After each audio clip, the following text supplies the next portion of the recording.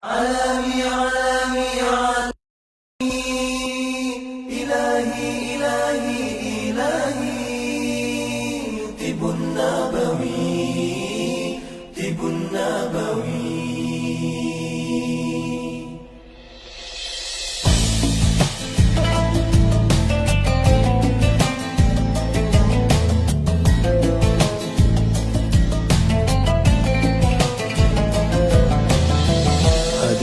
Sebuah rasa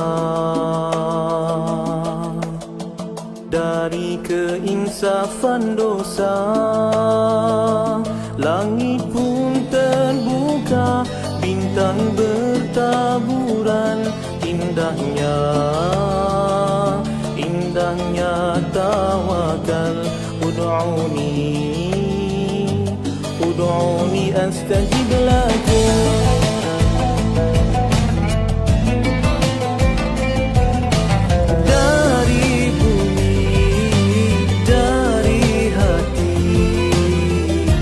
Penawar al-wahidah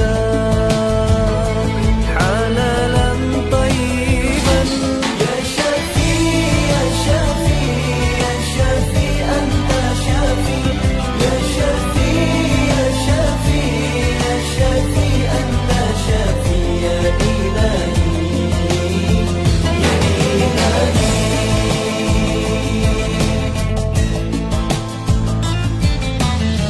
Beratalah doa di langit luas,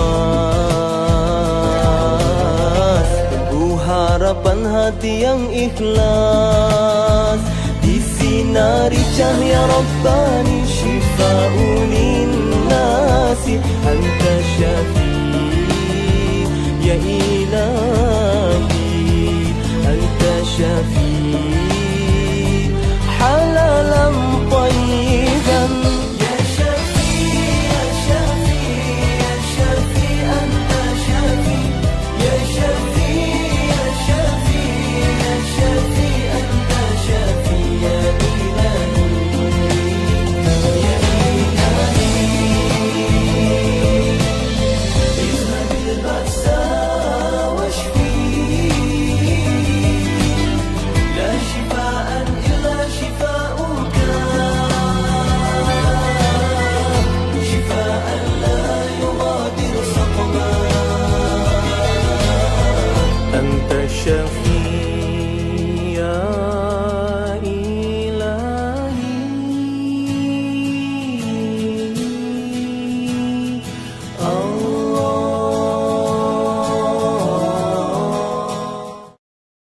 Assalamualaikum warahmatullahi wabarakatuh.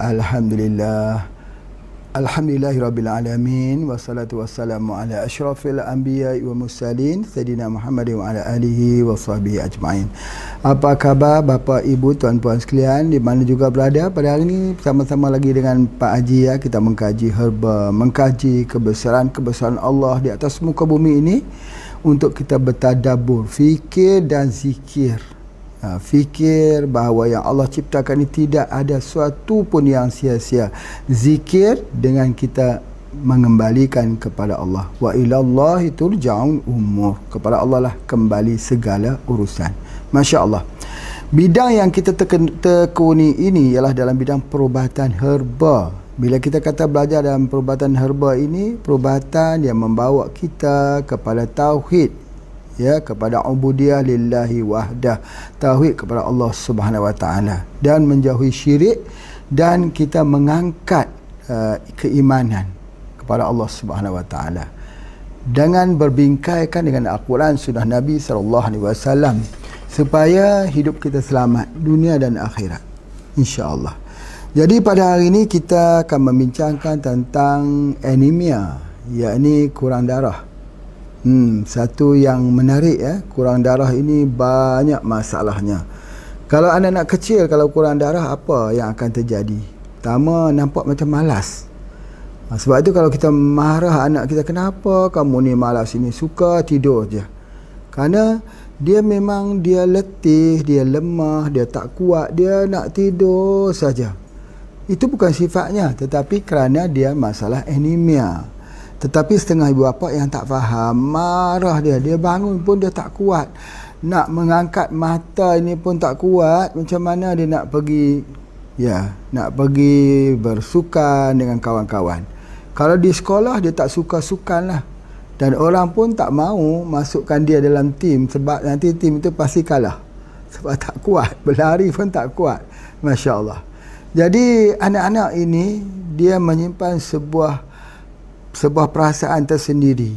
Kenapa orang lain boleh kuat, kenapa dia lemah? Jadi begitu juga dia selalu disingkirkan daripada kawan-kawannya. Sebab apa? Sebab kawan-kawannya aktif, mereka nak bermain dan sebagainya. Jadi membawa dirinya itu bermasalah. Misalnya dia pun tak boleh kena sejuk. Kalaulah kawan-kawan nak pergi mandi di dalam sungai misalnya, tak mahu dia pergi. Kalau dia pergi itu biru habis jari-jarinya itu. Begitu juga kita tengok giginya kadang-kadang terkancing gigi. Sebab apa? Sebab dia sejuk, dia anemia. Ya. Jadi kawan-kawannya sudah pasti tak mau bawa dia pergi, nanti akan datangkan masalah. Begitu juga dengan mandi laut juga sama. Jadi pendek kata, masalah untuk anemia ni banyak masalah sebagainya. Kalau dia tidur itu kadang-kadang dia mimpi yang aneh-aneh, mimpi yang halusinasi, mimpi yang menakutkan.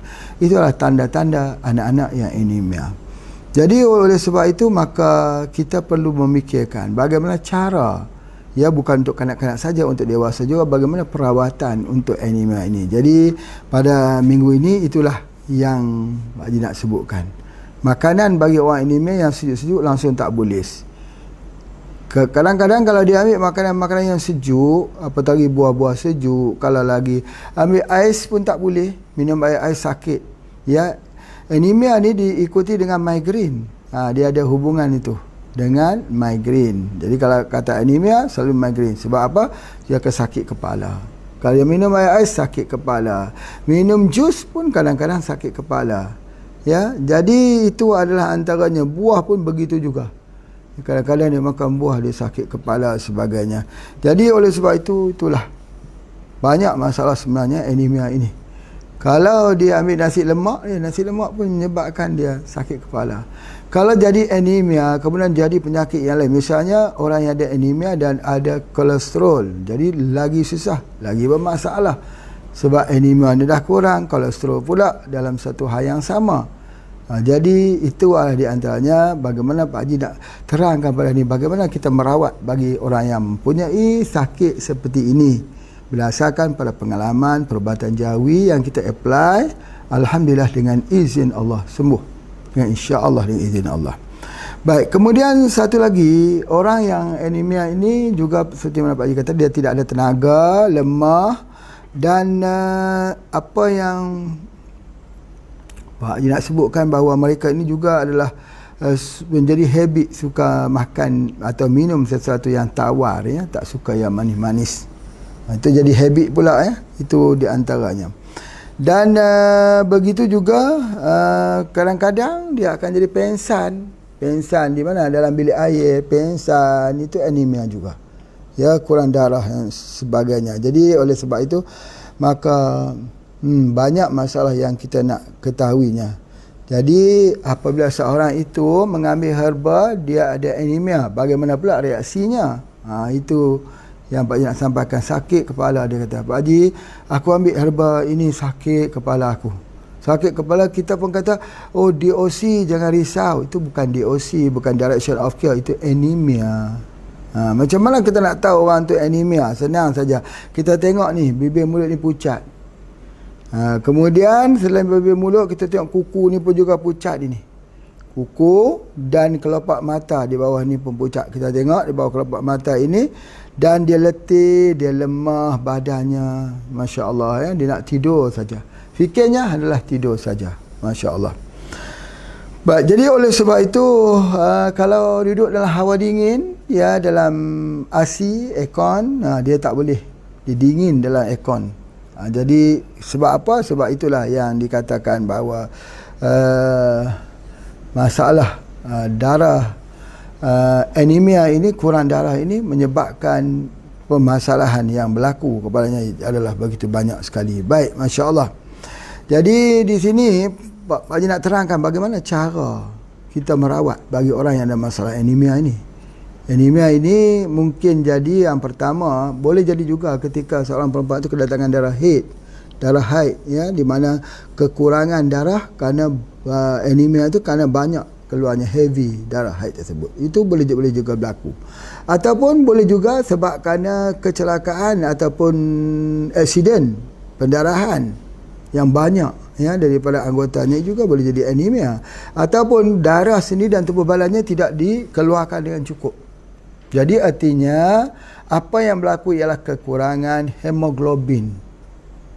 Hemoglobin HB di dalam darah. Itulah namanya anemia.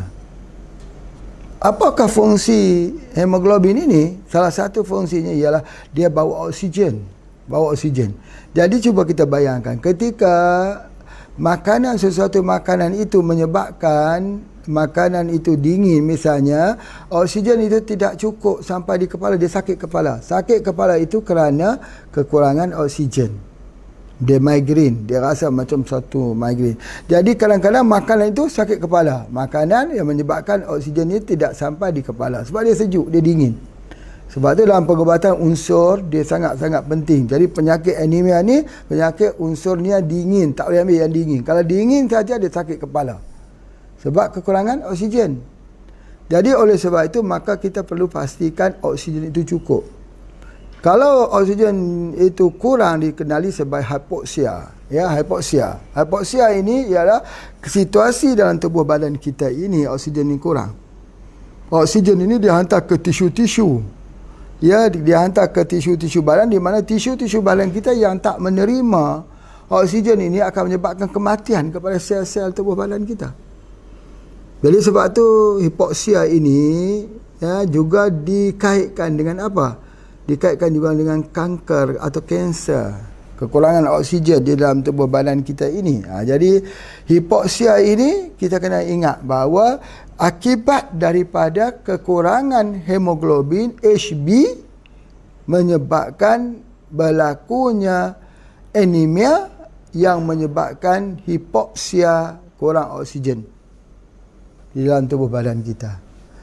Kalau sel-sel tak dapat oksigen, dia lemas.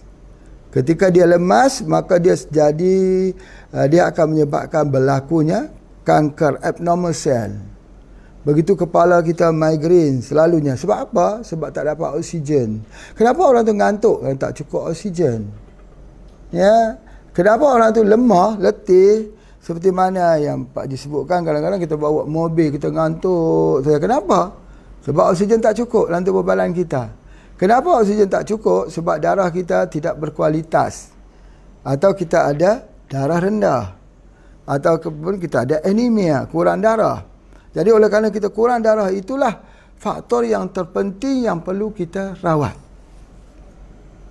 Baik, jika di sini pula selalunya datang orang berbagai jenis penyakit. Apa dia? Yang Pak Haji selalu jumpa. Misal kata breast cancer. Alhamdulillah, ya, dalam masa-masa terdekat ni banyak kasus breast cancer yang sembuh yang Pak Haji bagi dengan bajakah. Jangan lupa bajakah. Dapatkan di Kalimantan. Ataupun hubungi saja dengan Pak Haji, nanti insya-Allah kita titipkan. Bajakah itu, kalau kita minum, ada orang minum bajakah tersebut, tiba-tiba dia kata saya sakit kepala. Itu betul lah. Ini adalah kerana tak cukup oksigen. Jadi penyakit kanker itu kerana kekurangan oksigen. Itu yang pertama. Ataupun orang itu tidak ada kanker, tapi dia minum herba, dia kata dia pusing, dia kata. Misalnya kita suruh dia minum pegaga misal. Teh herba. Dia kata saya tak minum teh herba, teh pegaga saya tak boleh minum. Sebab apa? Sebab kalau saya minum dia pusing. Sebab apa? Sebab dia ada anemia. Dia kurang darah. Jadi oleh sebab itu maka kesimpulan yang pertama yang Pak Haji nak sebutkan di sini, bagaimana untuk meningkatkan sel darah merah yang tinggi dalam hemoglobin yang tinggi dalam sel darah merah ini. Bagaimana caranya? Ialah dengan mengambil herba plus dengan madu. Plus dengan madu, terutamanya madu tualang. Jadi sebab itu bagi orang yang kurang PAS ya, orang yang ada masalah, jangan lupa anemia obatnya ialah madu. Madu tualang. Sangat baik. Dan satu lagi yang ada di sini di tempat perawatan ialah madu 41 herba. Itu sangat bagus untuk anemia. Baik. Oleh kerana anemia ini kalaulah masih berlaku dalam tubuh badan kita, kita hilang semangat hidup. Lemah, hilang semangat hidup, nak tidur saja, hilang, kita tidak ada cita-cita lah, tidak ada cita-cita pendeknya.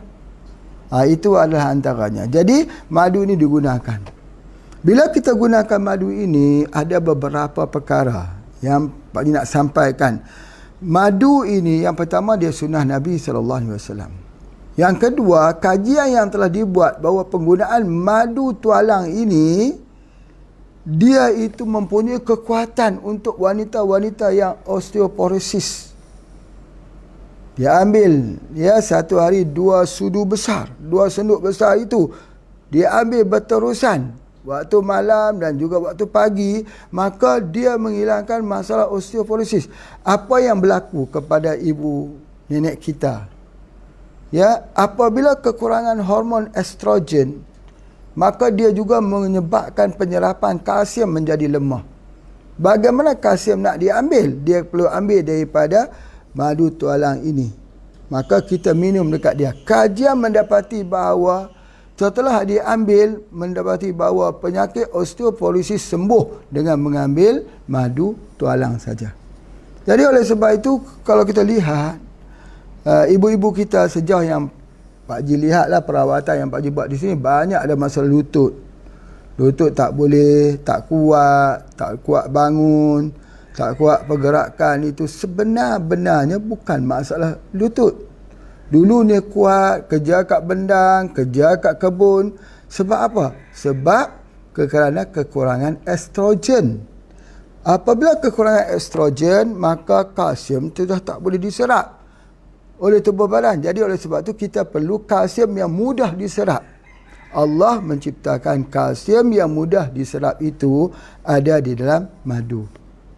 Jadi oleh sebab itu bila kita ambil dia, memang dia akan menghasilkan tulang, density tulang yang kuat. Baik. Tulang ini, di dalam tulang itu ada dipanggil bone marrow ataupun dia panggil inti dalam tulang tersebut. Sum-sum tulang dipanggil orang. Sum-sum itu sebahagian daripada pabrik penghasilan darah. Jadi kalau lemah di tulang, berartinya akan jadi anemia. Selalunya cuba perhati betul-betul. Betul tak apa yang Pak Haji sebut ni? Selalunya orang anemia lemah dekat tulangnya. Karena tulang itulah yang memproducekan untuk HB, darah ini dan sebagainya.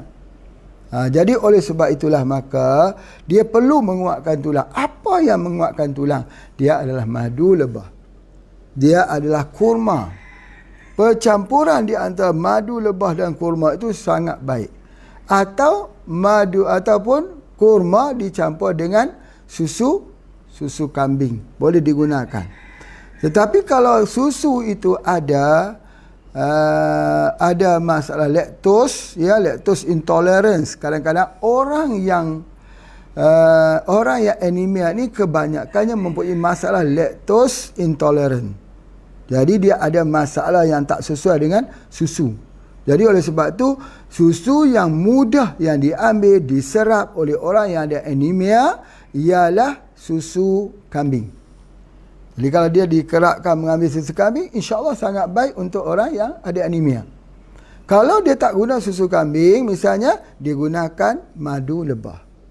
Baik, Pak Haji bagikan satu sampel untuk kita fikir. Orang yang ada anemia tak boleh minum teh herba daripada pegaga. Tak boleh. Sebab teh herba daripada pegaga itu, dia akan menyebabkan dia berpusing.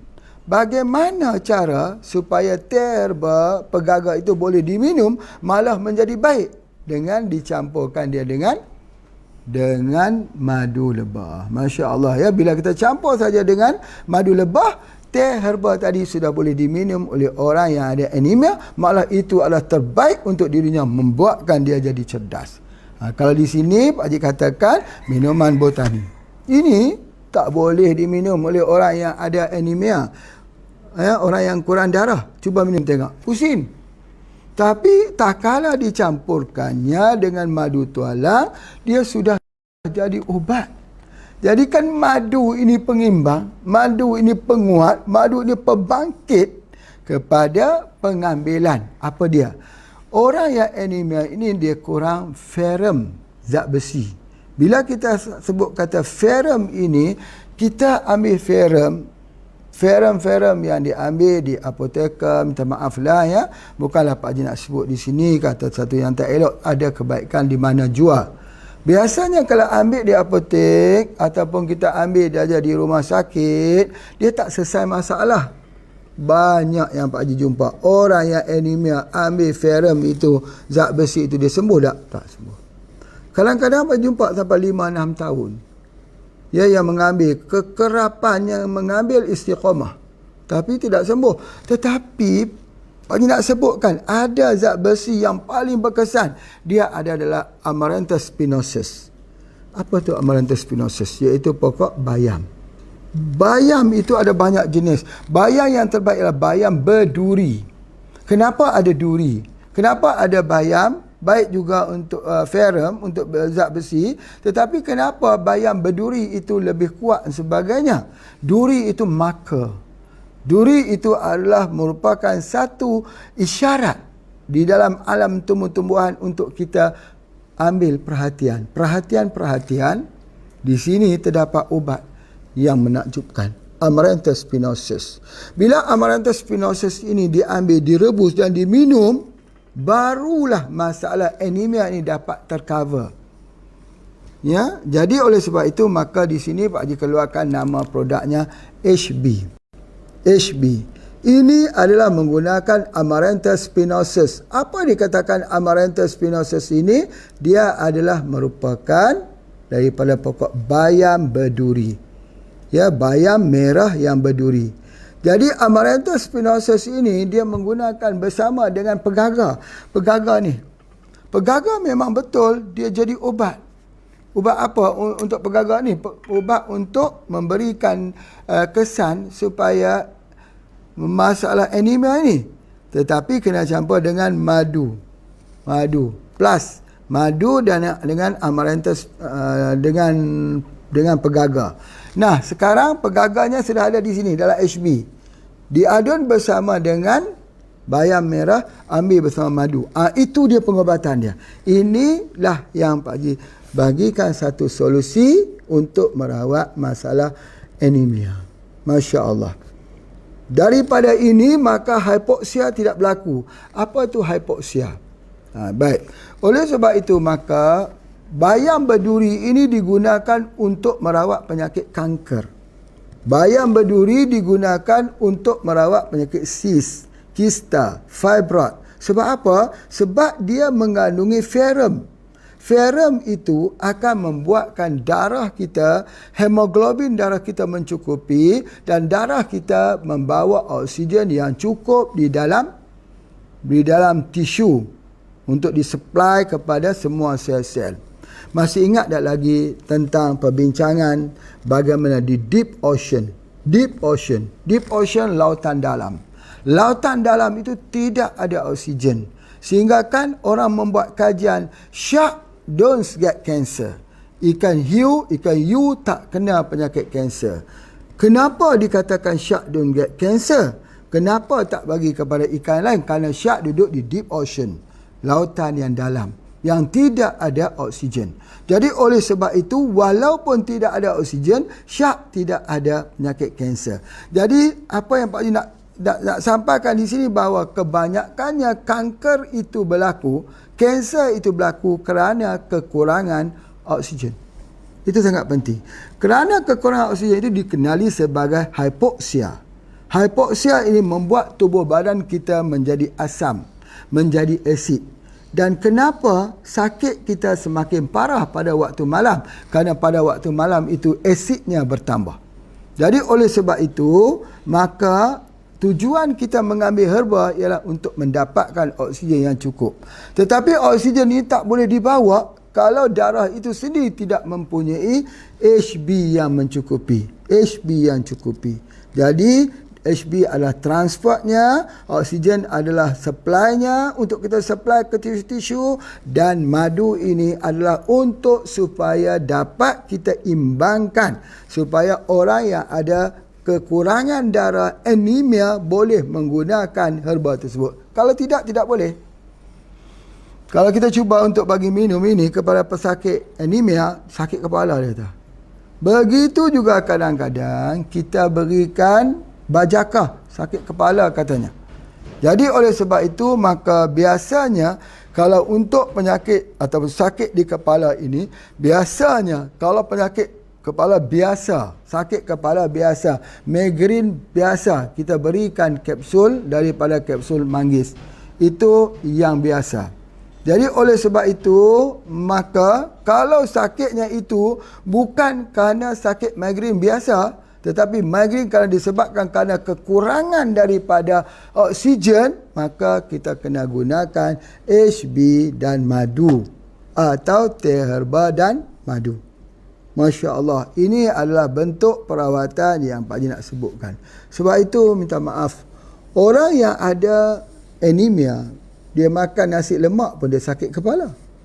Lepas tu dia rasa nak tidur. Lepas tu dia rasa ngantuk. Sebab apa? Ngantuk kerana kekurangan oksigen. Jadi itu adalah di antaranya yang Pak Haji nak sampaikan. Baik, seterusnya. Di dalam pengobatan kita, ada satu istilah yang Pak Haji nak ungkapkan, iaitu hipoksia ni. Hipoksia ni iaitu kekurangan dia punya oksigen dalam tubuh badan kita. Bagaimana nak mendapatkan oksigen yang cukup pada kita? Baik, salah satunya ialah untuk masalah anemia ini, ya, anemia ini kita boleh menggunakan shock catalyst.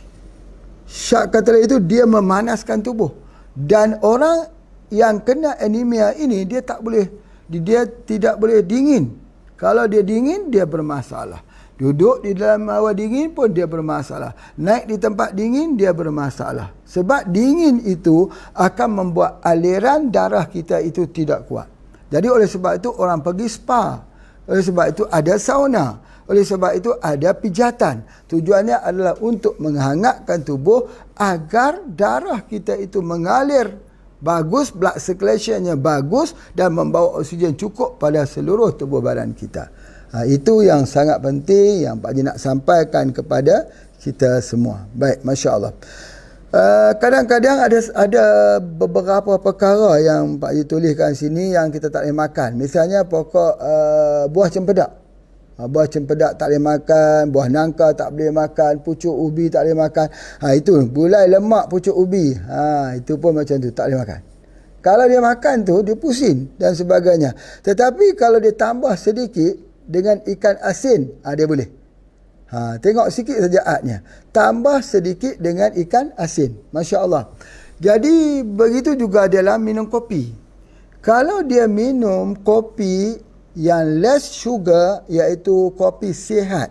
Ada kopi kita nama kopi sihat. Kopi sihat itu ialah kopi radik yang less sugar, yang kurang gula. Bagi mereka yang nak kurangkan gula, dia boleh ambil kopi radik less sugar. Ya, dan di mana kopi radik less sugar ini kalau diambil oleh orang-orang yang ada masalah anemia, dia akan sakit kepala. Sakit kepala. Ya, jadi dia sesuai dengan apa? Dengan kopi merah tu. Ya, dia sesuai dengan kopi merah, boleh digunakan, boleh juga gunakan kopi gamat. Itu juga boleh kita gunakan. Jadi sebab apa? Sebab gamat itu dia memanaskan tubuh badan. Jadi itu adalah di antaranya. Kemudian Pak Haji nak sentuhkan juga tentang penggunaan bersama dengan madu lebah ni. Madu lebah ini sangat-sangat penting kita ambil pada waktu malam. Ketika pada waktu malam sebelum kita tidur.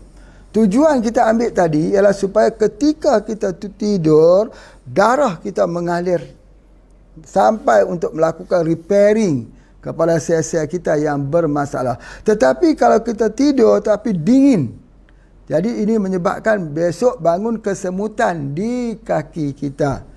Ada kesemutan di hujung jari tangan, ada kesemutan di hujung jari kaki, dan ada yang menjadi bila kita duduk bersila, kita jadi kesemutan, kebas. Jadi kebas itu sebab apa? Kebas itu menandakan bahawa darah kita mengalir tidak betul. Sebab apa? Bukan darah tak mengalir dengan betul, tapi darah tak lancar. Ataupun blood circulation, dia itu tidak bagus. Jadi kalau begitu, ketika kita tidur malam, kita kena pastikan supaya darah kita mengalir dengan lancar. Apakah dia darah yang mengalir lancar? Apakah dia herbanya? Itu dikatakan minyak zaitun Palestin. Itu di antaranya. Jadi banyak orang bertanya dengan Pak Haji. Dia kata saya mempunyai masalah kolesterol. Saya kebas di ujung jari ni, kesemutan di ujung jari tangan, ujung jari kaki, kesemutan dan kebas. Itu dia. Apa yang mesti saya buat? Kebas ini sebab apa? Sebab darah itu tak.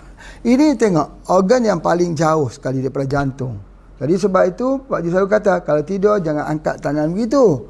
Ya, sebab berat kerja jantung nak mempompa darah naik ke atas. Ya, darahnya tangannya ke bawah. Supaya darahnya itu mudah dipompa, dipam ke ujung jari. Jadi, baik, sudah terjadi kesemutan di ujung jari tangan, ujung jari kaki. Bagaimanakah cara untuk menghilangkannya? Caranya ialah dengan memanaskan tubuh badan pada waktu malam. Sewaktu kita tidur. Bukan sewaktu kita jaga. Kalau kita panas waktu kita jaga, tak sembuh dia. Tak sembuh. Kalau nak pijak, tak sembuh dia. Kalau sapu-sapu, tak sembuh dia. Refleksologi, tak sembuh dia. Kiropraktik, tak sembuh dia. Ni kesemutan di ujung jari ni. Jadi kalau kita pergi dekat orang, dia kata, Pak, ini sebenarnya kolesterol itu yang jadi kesemutan itu. Sebenarnya tidak juga kepada kolesterol itu nak dipersalahkan. Ternyata orang yang ada kesemutan ini, orang yang ada kebas-kebas di ujung ni, ternyata mereka mempunyai permasalahan. Permasalahan ketika pada waktu malam, tubuh badan itu suhunya turun. Sebab apa? Sebab blood circulation tak bagus. Jadi oleh sebab itu, maka kita ambil dia dengan minyak zaitun. Minum sebelum tidur malam. Apakah ini juga berlaku pada pesakit kencing manis? Betul. Darah tinggi? Betul. Darah rendah? Betul. Anemia? Betul. Apapun penyakitnya yang kita namakan dengan penyakit, persoalannya blood circulation-nya itu elok atau tidak ketika kita sedang tidur. Ketika kita sedang tidur. Seperti mana orang sebut bisnes hari ini, ketika kita sedang tidur, wang sudah masuk ke rekening kita. Itu bisnes, bahasa bisnes. Tapi ketika kita sedang tidur, tahukah kita bahawa darah kita sudah tak mampu lagi dipompa ke ujung jari tangan dan kaki, kesemutan, kebas di esok harinya, bagaimana nak selesaikan? Itulah dia minyak zaitun yang diambil. Masya Allah, Masya Allah. Apa yang ada dalam minyak zaitun ni? Insya Allah nanti kita akan sambung. Terima kasih.